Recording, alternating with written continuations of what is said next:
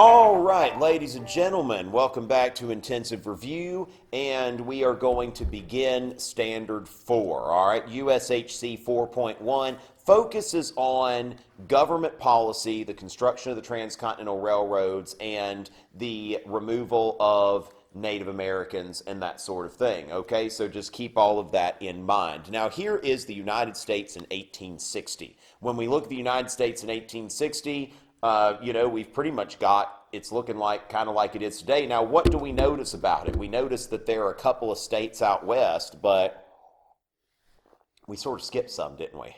All right, that what you have here is a problem because you've got natural resources in the west and we've got manufactured goods in the east. It's almost like we're putting together a new sort of like mercantilism or something like that, kind of like what you had before the Civil War and in colonial times and all that. But now this is our new supply of natural resources. And how do we connect the country? All right, so that is really how do we set up this national market? This word comes up a lot in this indicator for getting the natural resources of the west to the east and getting the manufactured goods of the east to the west. And really the question here is how are marketplaces created? Now, if you were to ask Jefferson, who needs to create the marketplace? Yeah, and well, the market, the people. That Jefferson would say, laissez-faire and that sort of thing. Now, Hamilton would say that we need government action to create a marketplace and encourage industry.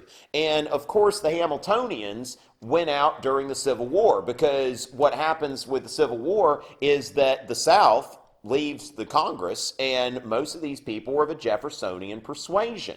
So when the Jeffersonians exit, this creates a large Republican majority in Congress, which for the first time implements Hamilton's vision, Clay's vision of this internal improvement. All right, so the party of Lincoln, you think about, now we hear about free soil. That's what we focus on before the Civil War, but you need to keep in mind that the Republican Party is also an industry-friendly party. It is also a party of big business, all right, that is the other side of the Republican coin and Lincoln's party. So during the Civil War, there's a lot of stuff going on. If we think LOL, lots of land, okay, there is lots of federal land out there. And what the Republicans decide to do is we need to grant land out there. We need to use this land in order to develop this area, all right, in order to develop it. And you've got two things that happen here. You've got, first of all, the Homestead Act, and the other, the Pacific Railway Act. So these are two things that the government does in an effort to develop the West through government action. The Homestead Act and the Pacific Railway Act. So a homestead, this is just when somebody builds a house out in the middle of nowhere. And in 1862, 160-acre farmsteads, homesteads are given to these farmers so that they could, once they show that they've improved the land, they've lived on it, they get a clear title to the land. So this is encouraging people to settle out west. So 600,000 families go out west, a lot of them into Kansas, Nebraska, those areas. Now then there's the Pacific Railway Act, which provided government subsidies for corporations constructing railroads. Subsidies, that's a payment from a government or authority or something like that in order to achieve a desired outcome. And keep in mind the Pacific Railway Act was the first time that the federal government had ever given money directly to a corporation.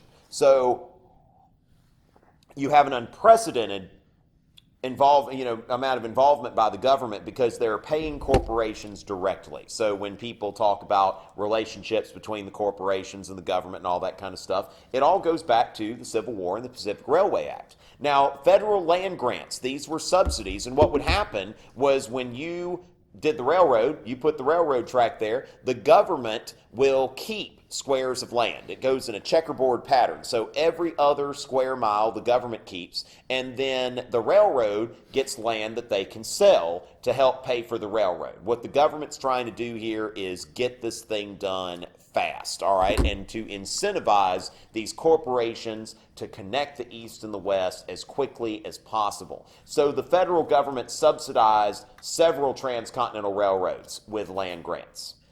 And what you can see here, the first railroad was was the Central Pacific Railroad and the Union Pacific Railroad, one starting in California and the other one starting in, around Kansas, Missouri, whatever, that sort of thing. All right.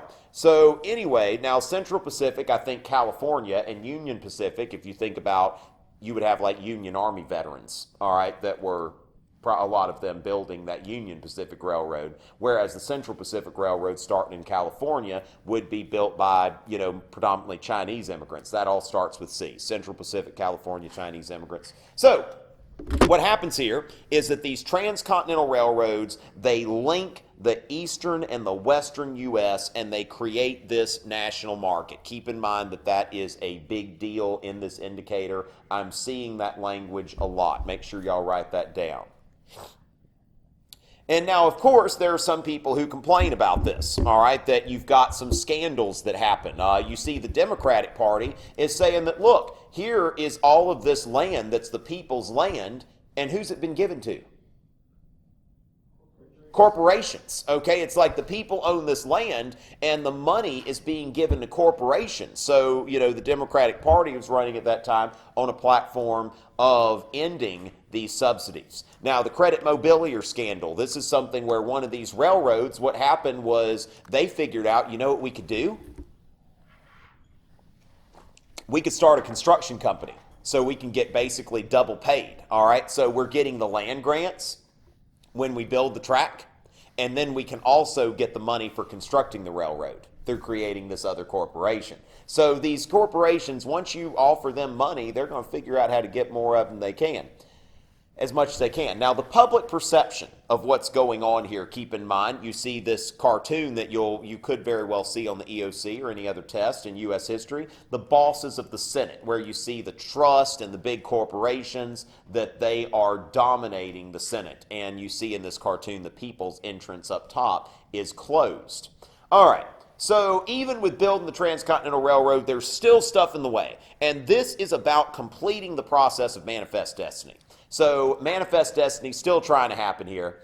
And if this car were a train, all right, a car can stop for a buffalo, but trains, no. Buffalo get in the way of trains, all right? This isn't going to work. You're building this Transcontinental Railroad. There's this buffalo herd running around. It's like, look, we're trying to build a national market here, buffalo. Like, get out of the way. And so what happens here is, bye, son. You can make a meme out of that or something, huh? Yeah. All right. Now, so keep in mind that prior to 1870, millions of buffalo roamed the Great Plains. And this was the primary source of sustenance for the Plains Indians, okay? So millions of buffalo prior to 1870. Within 30 years, they are nearly extinct.